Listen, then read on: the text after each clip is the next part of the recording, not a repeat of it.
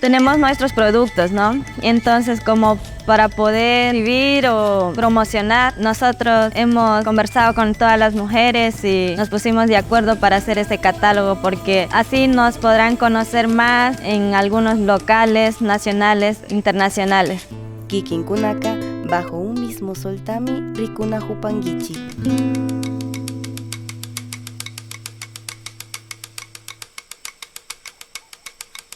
Mi nombre es Marely Aguina, soy la vicepresidenta de la Asociación de Mujeres Cofanes de Dureno Sucú.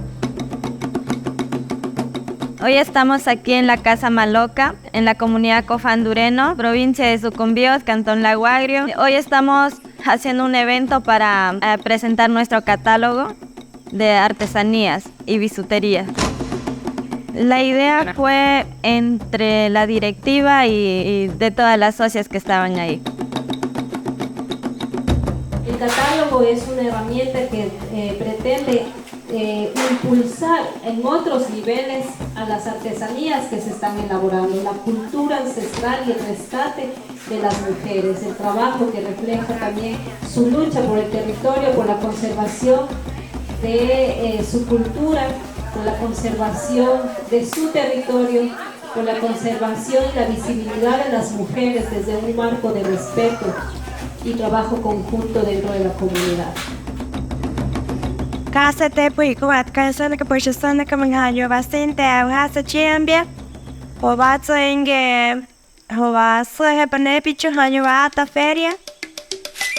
Tenemos nuestros productos, ¿no? Entonces, como para poder vivir o promocionar, nosotros hemos conversado con todas las mujeres y nos pusimos de acuerdo para hacer este catálogo porque así nos podrán conocer más en algunos locales, nacionales, internacionales.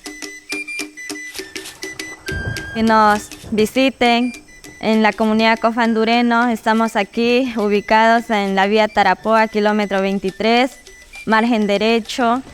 Y también que nos visiten nuestras redes sociales en Instagram y Facebook, que estamos como Artesucú.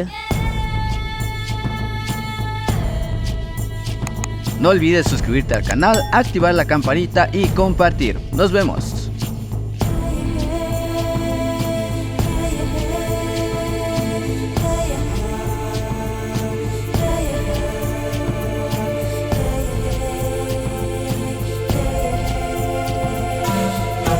Bajo un mismo sol.